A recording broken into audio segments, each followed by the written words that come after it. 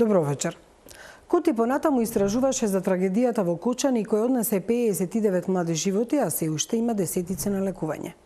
Додека се утврдуваат сите последици кои претходеле на пожарот во нелегалната дискотека Пулс, Кочани е завиен во црно. Кабарето и угостителскиот објект Пулс не биле непознати во полициските архиви. Код во ова продолжение открива дека дури и самата кочанска полиција имала извештај за проблематичното досие на Пулс, во кое дури било барано да се превземат активности околу лиценцата на кабарето, која пред 2 недели однесе 59 млади животи. Но тие известувања заглавиле во полициската бирократија, а дел од тогашните полициски службеници сега се или притворени или разрешени. За полицајците, но и за сите кои се дел од административната служба и инспекторатите, треба да се испита одговорноста за пропустите и да се подобри состојбата со контролите и надзорите, побара и платформата на организации за борба против корупцијата. Одговорноста треба да оди по вертикала, за да се сопре корупцијата која со пожарот во Кочани уште еднаш потврди дека е сериозна закана за животите и за безбедноста на граѓаните. Миомир Серафиновиќ истражуваше. Криминалните проблеми, инцидентите, дилање дрога, малолетници после полноќна забава, тепачките пред и околу Пулс, сообраќајните проблеми, паркирањата на секаде, прекршоци. Сето тоа не било непознато за полицијата во Кочани, за началниците во Штип, за раководството на МВР и Бирото за јавна безбедност во Скопје. Дури имало информации и анонимни представки до сите нивоа на полициската структура во МВР, па и поднесоци до внатрешната контрола. Внатрешната контрола како оддел во МВР е задолжена за испитување на неправилности извршени од страна на полициски овластени службени лица и вработени во Министерството. На почетокот на 2023 година, до внатрешната контрола, според информациите на КОД, имало повеќе анонимни представки и пријави дека треба да се преземат мерки за случувањата со кабарето Пулс. Дел од анонимките биле пишувани и од луѓе во институциите и во полицијата, се со знанијата на КОД. И покрај тие информации до внатрешната контрола, надлежните структури во полицијата во март 2023 издале подпишани документи кои биле употребени од газдата на Пулс и фирмата 4M за да добијат легални лиценци. Од МВР ниту негираат, ниту потврдуваат за тие анонимни пријави со образложение истрагата е во тек. Одделот за внатрешна контрола, криминалистички истраги и професионални стандарди постапува во соодејство со обвинителството за гонење на организиран криминал и корупција и во оваа фаза на истрагата која е во тек, не сме во можност да споделиме повеќе информации. По целосно завршување на истрагата, соодветно ќе ја известиме јавноста. Од обвинителството само потврдија дека се истражува и можна одговорност на други полициски службеници и началници. Но засега бројката останува на 7-те кои се притворени и чии потписи стојат на документи поврзани со лиценцата која истекла лани во март 2024, година дена пред катастрофалниот пожар. За оние кои гледале и знаеле за случувањата и проблемите со Пулс, ама не ставале потписи, засега нема никаква одговорност. Истрагата треба да биде транспарентна колку што дозволуваат законите, но и целосна, без било каква селективност. Порача оние кои со години се борат против корупцијата и предупредува, ама никој не ги слушна и не презеде ништо пред да се случи пеколот во Пулс. И граѓанските организации од платформата за борба со корупцијата бараат транспарентна истрага која ќе дојде до секоја корумпирана пора. Тајноста на истрагата не треба да подразбира апсолутен молк. Факт е дека сега уште е рано за да можеме да имаме некакви конкретни заклучоци, меѓутоа затоа е битно јавното обвинителство да комуницира јасно и транспарентно со јавноста за да се избегнуваат токму ваквите сомнежи за пропусти во истрагата, нецелосно спроведена истрага и слично. Така што ова е тоа кога велиме дека јавното обвинителство треба да презентира делови од тој план за работа, како што е динамиката, временската рамка, меѓутоа и обемот и опфатот на институциите кои би биле опфатени со проверката и со тоа и одговорните лица таму. Од најмалку 3 различни извори, поврзани со истрагата или запознаени со начинот на полициско постапување, ни пристигна уште една информација. дека повисоките полициски кругови биле информирани од началници во Кочанската полиција за лошата состојба поврзана со кабарето Пулс. Станува збор за така наречена проблемска информација, која надлежните полициски органи или представници може да изготват и за определена состојба да ги известат повисоките полициски структури или структури во хиерархијата на МВР. Проблемска информација како поим од полициската терминологија е постапка предвидена со СОП, стандардна оперативна процедура. Со СОП е регулирано како се прави и каде се поднесува, а има повеќе примери од повеќе полициски станици и оделенија за внатрешни работи кога информирале за проблеми, например со простор за приведени или азиланти, или за развој на процедурата. Го најдовме поимот и во стратешки план на МВР за период 2024 до 2026, правен во време на техничката влада и има подписи од тогашните технички министери и дополнителен заменик министер. Според изворите на КОТ, трите од различни области, од кои некои поврзани со истрагите, Кочанската полиција, односно ОВР Кочани, на почетокот на ноември 2022 поднела проблемска информација за случувања со дискотеката Пулс.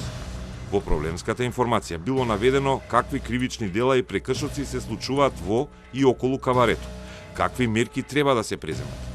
Кочанската полиција дури пишала предлог до СВР Штип, дека секторот за внатрешни работи Штип треба да ги извести надлежните институции и министерства, меѓу кои економија, дека Пулс не ги исполнува условите да биде кабаре и најдобро решение е да се одземе тековната лиценца за кабаре, а во идна постапка да не се доделува таква лиценца.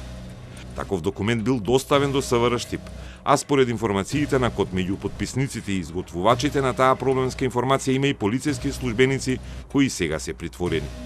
Има и притворени началници од Штип до кои стигнала таа проблемска информација со предложено решение, предлог за одземање лиценца, 17 месеци пред да се случи катастрофалниот пожар.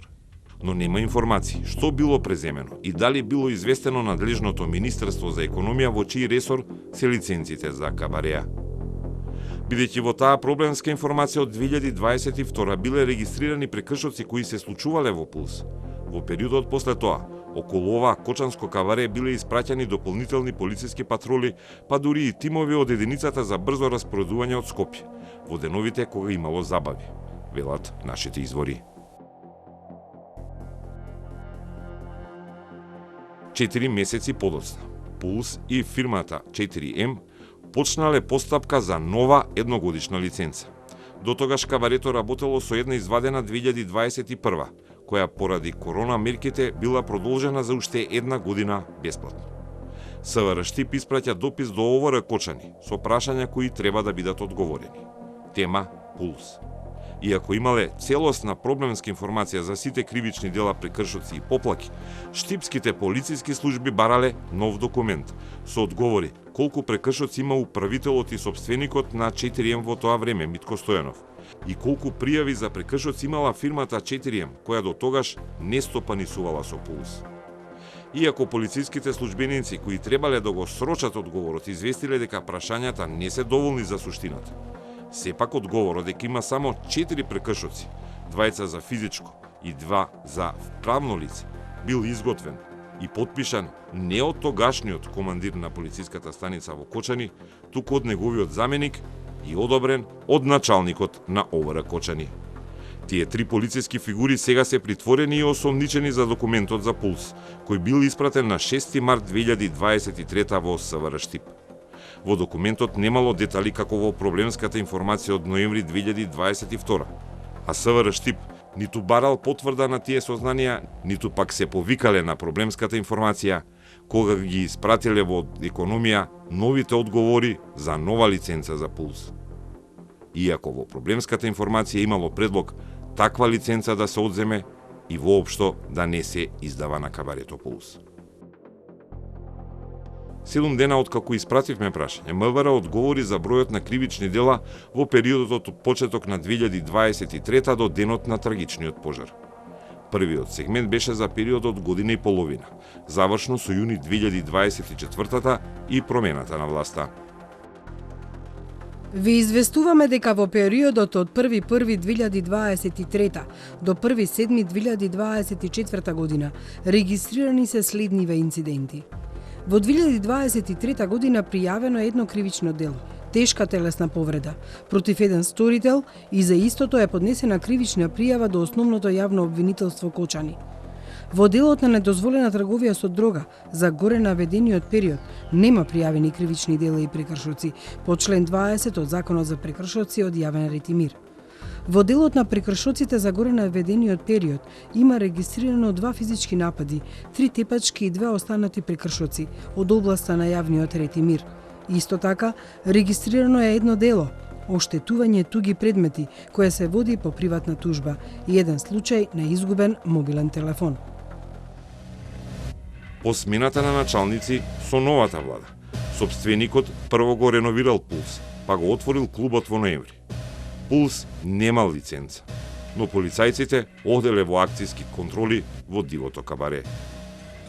За периодот од 1.7.2024 до 16.3.2025 година нема пријавени кривични дела и барања за прекршоци по член 20 од Законот за прекршоци од јавен ред и мир, додека има регистрирано еден прекршок физички напад од јавен ред и мир, а нема од сообраќај. Спроведени се 2 акцијски контроли без констатирани прекршоци и регистрирани се 2 кривични дела од кражба на ташна и мобилен телефон и истите се водат по приватна тужба. МВР тврди дека немало констатирани прекршоци, а последната акцијска контрола била вечерта на пожарот кога полицајците тргнале во акција во 2 часот и 15 минути по полноќ, а не на стартот на журката со ДНК, која заврши со 59 загинати и над 200 повредени. Системот и службениците, меѓу кои полициските, па дури и оние кои вечерта биле таму, најчесто не ги гледале безбедносните проблеми со просторот и со условите кои треба да овозможат сигурна забава. Дека безбедноста е второстепена и небитна за инспекторите, полицајците и државните службеници при контроли и надзори, сметаат и представниците на платформата за борба против корупција. На институциите понекогаш безбедноста на граѓаните им е во втор план. Тие што од МВР оделе во и што работеле на сиве овие години, кои што влегле, да речеме, во тој објект, ниеден од нив не го поставил прашањето дали е објектот безбеден. Ја вршел својата работа без да размислува дали можеби треба да се вклучат други институции, да се пријави до други институции, за да тие ја проверат безбедноста на објектот. Во таа смисла сметам дека може да се разгледува тој проблем во постапувањето на МВР понатаму. Тие заеднички упатија 11 барања за системско решавање на корупцијата. Првото е ефикасна и непристрасна истрага без селективност. Другата се промени на законите и казнената политика. Потоа следуваат постапување по наоди на антикорупцијска комисија и ревизорскиот завод, теренски контроли наместо канцелариско проверување, а на крај бараат, наместо притисоци, медиумите и граѓанските организации да бидат гледани како партнери од власта затоа што откриваат многу недоследности по кои никој не постапува. Да се престане со притисоци врз граѓанските организации, граѓанските движења, иницијативи и медиумите. Имено, сите овие чинители, независните медиуми и граѓанското општество во целина, честопати се оние кои први алармираат за недоречености и недоследности во системот и се партнер, треба да се третираат како партнер во борбата за правда и креирање на еден подобар систем.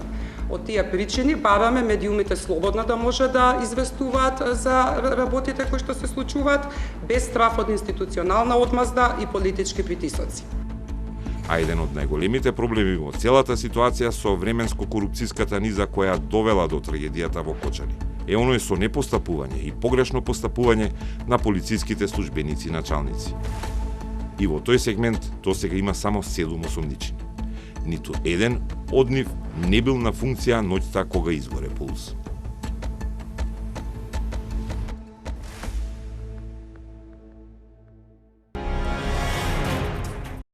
Отвори, затвори.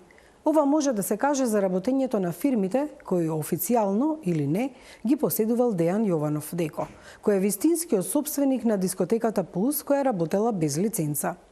УЈП нагласи дека не оваа дискотека, туку кафичот Класик, кој е исто така поврзан со Дејан Јованов, е затворен во јули 2023, односно е дадена привремена забрана за вршење дејност во трајање од 15 дена, бидејќи во оваа контрола на УЈП, кафичот Класик по втор пат од страна на УЈП утврдиле нерегуларности на издавање на фискални сметки.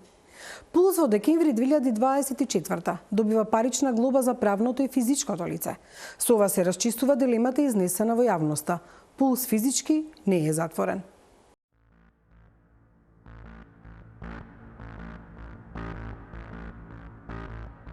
Мрежа од фирми и сопственици кои се или роднински поврзани или блиски пријатели на Дејан Јованов, вистинскиот сопственик на дискотеката Пулс. Кочани е мал град и сите знаат кој со кого е поврзан, но податоците од бизнис мрежа и Централниот регистар точно ги лоцираат сите фирми поврзани со Јованов. Од досегашното негово портфолио може да се види дека има обичај да ги отвара фирмите, да сврти промет година или две и потоа да ги ликвидира. Кон стечај одела и фирмата МММ Кафе, која во моментот кога се служил пожарот е со блокирана сметка. Но според податоците од УЈП, само сметката е блокирана, а не и дискотеката.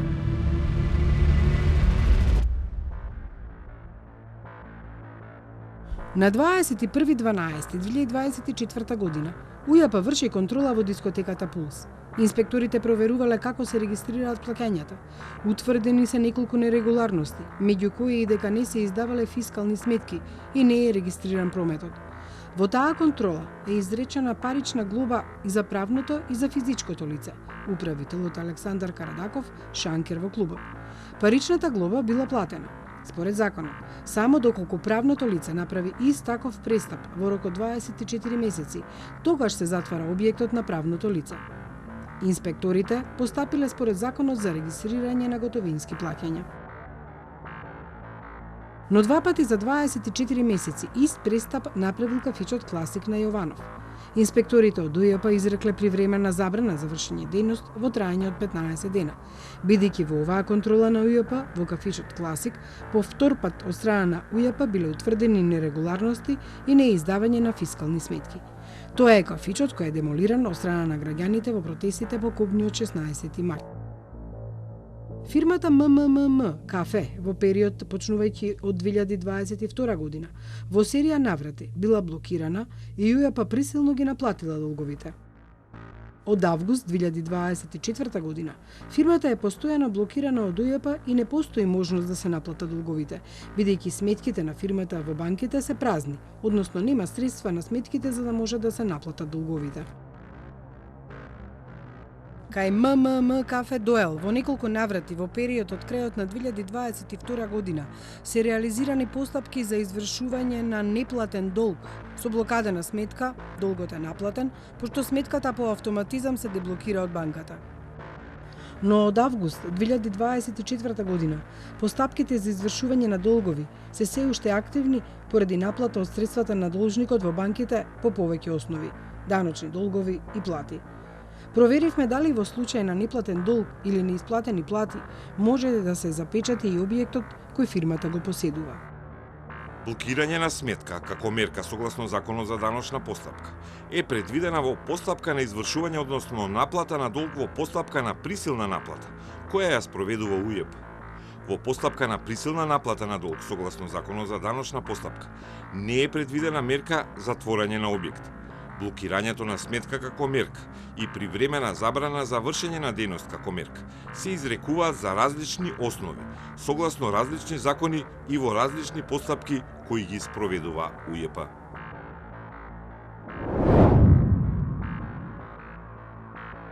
Поради блокираната сметка се отвори прашањето како Пулс работел. Се набавувале пијалоци, се наплакале карти, се плакале пејачи, се купувала акцизна стока. Оваа дилема официјално се уште не е решено. Она што може да се види во бизнис мрежата е дека на име на синот на Дејан Јованов, Михаел Јованов, има две фирми. Едната е Карго Бит ДООЛ Кочани, обоена е со црвено бидејќи била во минус и е ликвидирана. Втората е Бит Тим ДООЛ Кочани, која се уште не е во црвено, но не се гледа дека преку нејзе се врши некаков промет. Во низата блокирани фирми на семејството Јованови, каде во историјатот на собственост стои Дејан Јованов, се и фирмите Монтажа Гоки Доел Кочани, која е деловно неактивна, другата е Малибу, која ја дели истата судбина и е веќе во ликвидација.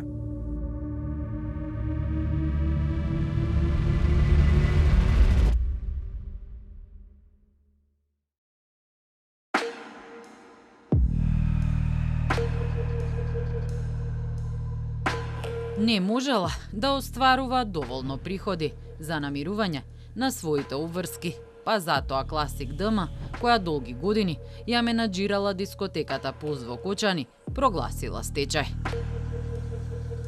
Незиниот собственик, Дејан Јованов Деко, официјално клуч на фирмата, ставил на 11 јануари 2024 година, кога била отворена и заклучена стечајната постапка. Код дојде до решението на Основниот суд Кочани. Во минатите емисии пишувавме дека фирмата била формирана далечната 2009 година на 24 март. Дејноста и била подготовка и послужување на пијалоци. Собственик освен Јованов Деко е и Блажо Маринковски. Во предлогот, предлагачот наведува дека не е во можност со своето работење да остварува доволно приходи за намирување на своите обврски, дека веќе подолго време нема деловни активности. Судот меѓу доказите кои ги извел е извештајот за економско-финансиската состојба на должникот. Јованов Деко извештајот до судот го доставил на 25 декември 2023 година.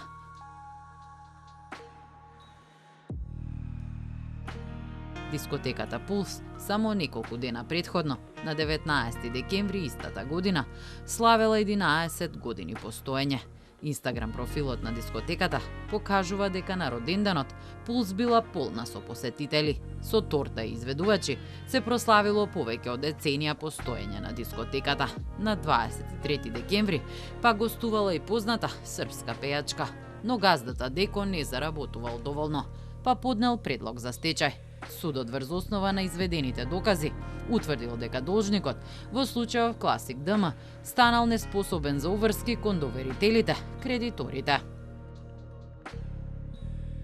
Согласно искажаните податоци во годишната сметка за 2020 година, тој работи со загуба, а исто така во неговото работење се манифестира презадолженост по основа на неизмирени обврски кон доверителите и вработените. А во текот на 2020 година должникот престанал да извршува дејноста за која е регистриран. Тоа значи дека Дејан Јованов Деко и неговата фирма и покрај тоа што била во минус, уште во 2020 година, дури после 4 години, прогласиле стечај. А од решението пак може и да се види дека не можеле ниту да ги подмират долговите. Должникот не располага со недвижен и подвижен имот. Нема залихи и ненаплатени побарувања од кои може да се формира стечајна маса, а од друга страна има неизмирени обврски кон доверителите кредиторите. Работи со загуба, истиот е инсолвентен, а не ги превзел ниту потребните мерки за да се подобри неговата економско-финансиска состојба. Стечајната постапка нема да се спроведе поради немање имот на должникот.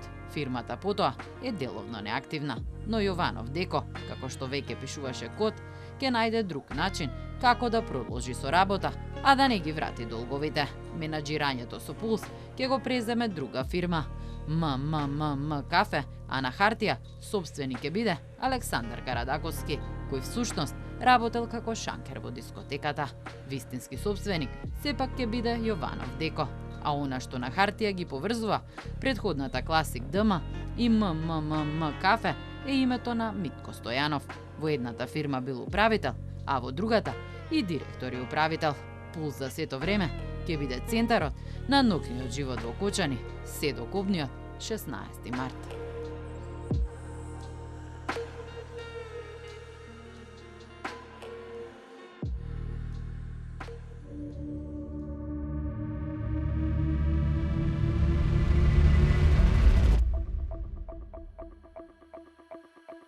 Според податоците од обвинителството, кобната ноќ во Пулс имало над 600 луѓе, а продадени се 250 влезници. Дури и тие 250 карти не се знае како се наплатени, во кеш или терминал. Но досега, според оваа шема, единствената жива фирма на Јованови, која нема стечај и е без блокада на сметката, е фирмата Bit Team. Има и подружница, Pulse Team до Ел Кочани. Но на сметката на Bit Team речи си да нема пари, ниту обрт. Ако Јованов работил исклучително во кеш, тогаш постои големо даночно затајување, кое допрва УЈП и финансиската полиција треба да го истражуваат.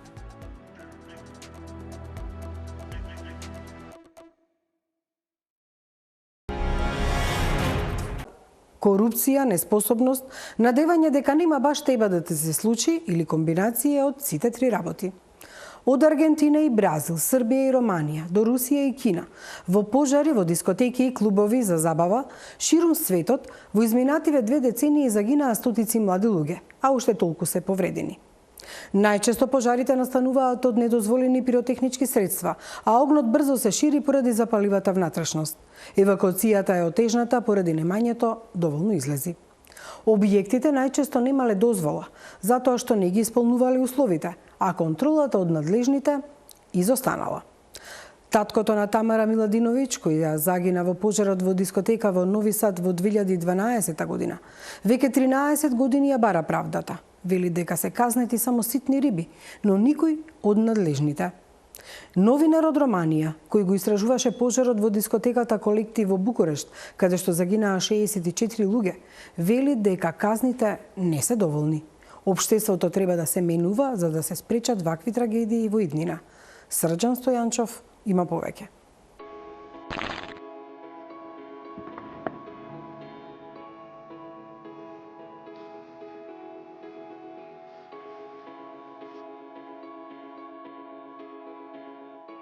Пиротехничките средства предизвикаа пожар во свадбена сала во Ирак во септември 2023-та.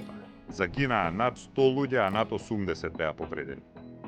Пиротехника на концерт предизвика пожар во дискотека во Букурешт, Романија во октомври 2015-та. Загинаа 64 луѓе, а 146 беа повредени.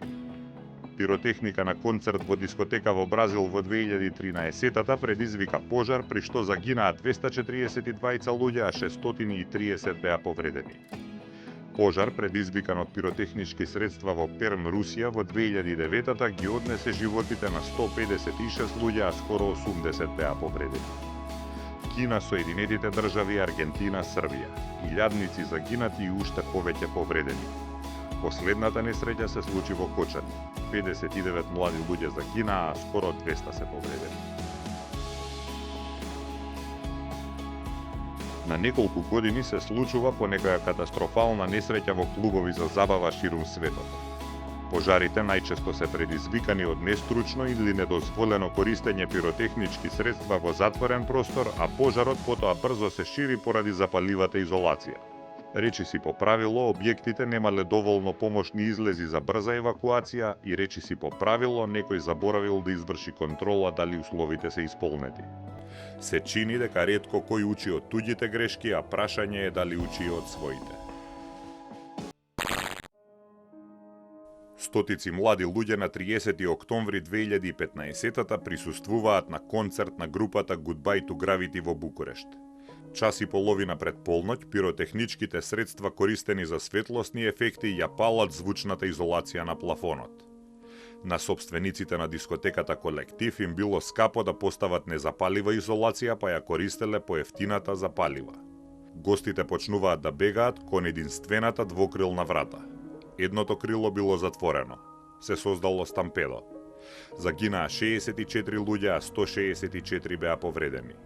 Голем дел од повредените беа однесени на лекување во странство со оглед на тоа што Романија немаше доволно капацитети да се грижи за пациентите со тешки изгореници.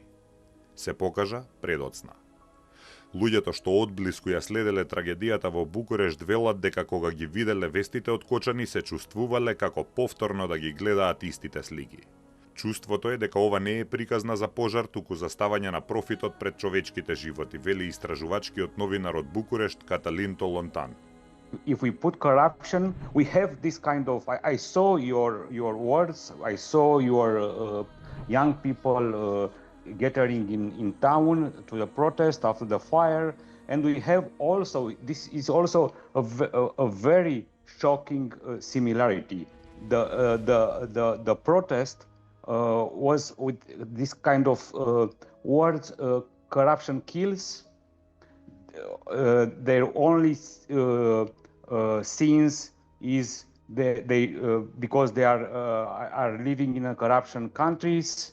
Yes, we put corruption first, but after we made all our documentations and our journalistic investigation not in 1 year but in 5 years after the case.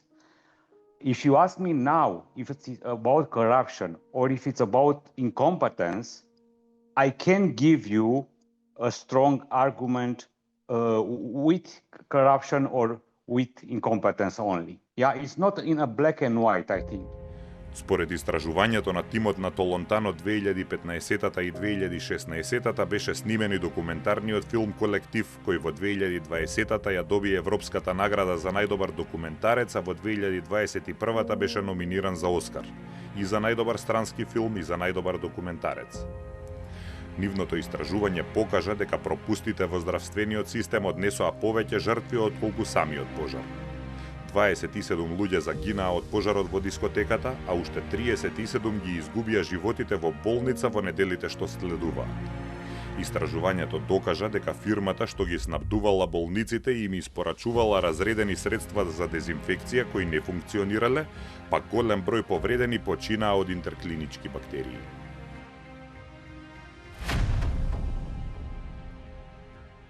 Дополнително, Романија доцна почна да ги пренесува повредените во странство, иако немале услови да ги лекуваат, што придонесе за поголем број жртви. На 1 април 2012 избива пожар во дискотеката Контраст во Нови Сад. Пожарот го предизвикува неисправна електрична инсталација под бината. Загинаа 6 луѓе на возраст од 21 до 29 години. Се скриле во тоалетот за да се заштитат од огнот и се задушиле. Противпожарниот апарат не се вклучил, а дискотеката имала само еден тесен излез. На местото на дискотеката сега е поставен споменик противпожарни скали кои не водат никаде. Бранко Миладиновиќ е татко на една од настраданите девојки, Тамара Миладиновиќ. Вели дека многу добро ја разбира болката на семејствата на настраданите во Кочани и сочувствува со нив. Веќе 12 години бара правда за смртта на неговото дете. Изгубил надеж дека надлежните имаат интерес за правда. Ти кои нису поштовали, кои нису надзор и контролу извршили, и да се казне доживотним затвором заедно со министром, кој е подписао одреđene документе и nije nadzirao svoje ljude iz ministarstva koji su raspoređeni po gradovima, po državnim organima uprave i organima lokalne samouprave, da vidite kako bi se onda, kad bi ministar odgovarao, inspektori, da doživotnim zatvorom za toliko stradali, ja sam, pazite, ježim se i sada kad pomislim na 59 kovčega, koji treba u jednom danu da se sahrane, to je jezivo. To je jezivo. Pazite, mi roditelji koji smo preživeli to, mi jedino možemo da razumemo, pazite, taj bol i jad tih roditelja koji će sigurno 2-3 godine biti u jednoj amneziji. Oni nemaju osjećaj percepcije. Šta god vi da im kažete, oni neće čuti. To je strašan jedan osjećaj koji ja ne mogu rečima dočarati. Samo želim tim ljudima da sačuvaju zdravlje ako imaju još dece, da se brinu o toj deci i da se bore za pravdu. Spreman sam da im pomognem.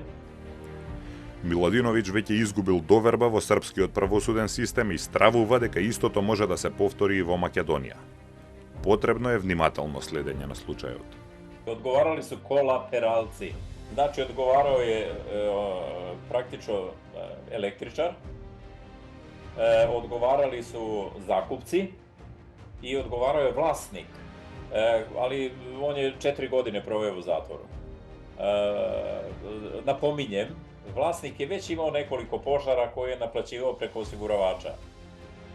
Zamislite vi 4 пожара у Новом Саду, исти ljudi, инспектори сектора за ванредни ситуације, инспектор граđevine и туристичка инспекторка, нису кажнени, него ослобоđeni одговорности.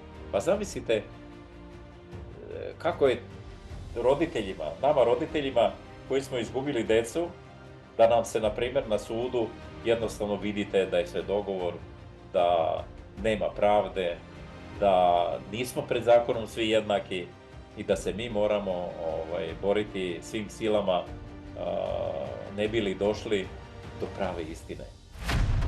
Миладиновиќ во парнична постапка докажал дека има одговорности кај инспекторите, но тие никогаш не одговарале кривично. По негова иницијатива во 2015-тата во Србија беа донесени така наречените Тамарини закони со кои се зголемуваат стандардите за противпожарна заштита кои треба да ги исполнуваат сите објекти каде што се собираат повеќе луѓе. Во Македонија тие стандарди постојат, но никој не ги почитувал во дискотеката Пулс во Кочани. Пожарот во дискотеката во Букурешт, кој по многу нешта наликува на тој во Кочани, предизвика оставка на тогашниот премиер Виктор Понта. Судењето на одговорните конечно заврши во 2022-та, 7 години по несреќата. 8 луѓе добија вкупно 61 година затвор. Беа осудени тројцата сопственици на дискотеката на затвор меѓу 8 години и 11 години и 8 месеци. Двајцата оператори на пиротехника добија по 6 години и 10 месеци, а нивниот директор условна казна од 2,5 години. Двајцата инспектори кои требало да проверуваат исполнување на стандардите за противпожарна заштита добија по 8 години и 8 месеци затвор. Градоначалникот на Букурешката општина, кој дозволил дискотеката да работи без исполнети услови, прво доби 8 години и 8 месеци затвор, но апелациониот суд му ја намали на 4 години. По пожарот тој поднесе оставка, но потоа победи на изборите за градоначалник во друга општина во Букурешт. Пред изрекувањето на пресудата се обидел да ја напушти Романија. Една година по правосилноста на пресудата, Врховниот суд го ослободи од одговорност во 2023 година, пошто излезе од затвор и сега е директор на Националната канцеларија за заштита на потрошувачи. Our lesson was that in a democracy, rage, and I feel a lot of rage in your country right now, and it's logical, it's crucial to be rage sometimes, but the rage and the patience are complementary virtue for a good work in a democracy. What means this?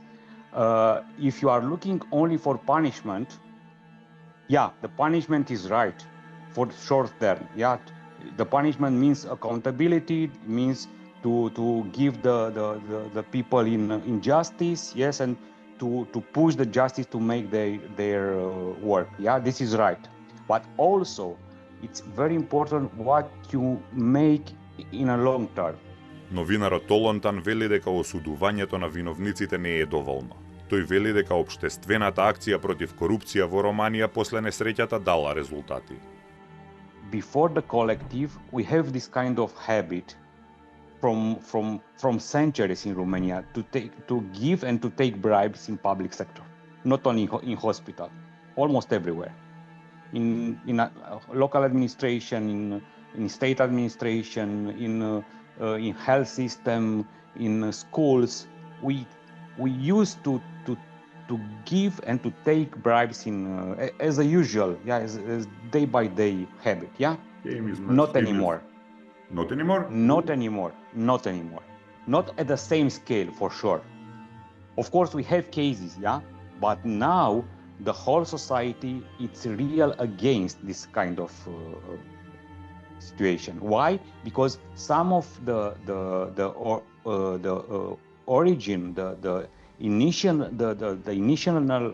inception of the tragedy was because this kind of bribes, the small bribes, yeah. When the inspector of fire goes to the club to inspect, they gave them some small bribes, yes. After collective, we fight as a society against this case of bribes in small or big bribes in public sector. Толонтан вели дека по несреќата почнало сериозно зголемување на платите на здравствените работници и инвестиции во здравството, иако се уште не изградиле центар за изгореници. Според него, Македонија ја научила лекцијата од Романија, па повредените веднаш биле испраќани во болница во странство, наместо да се чека неколку дена како тогашните романски власти кои сакале да покажат дека се способни сами да се справат со трагедијата.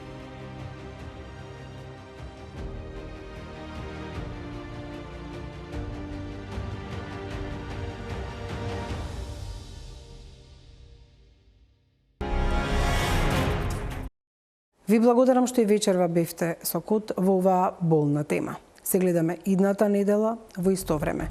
Имете пријатна вечер.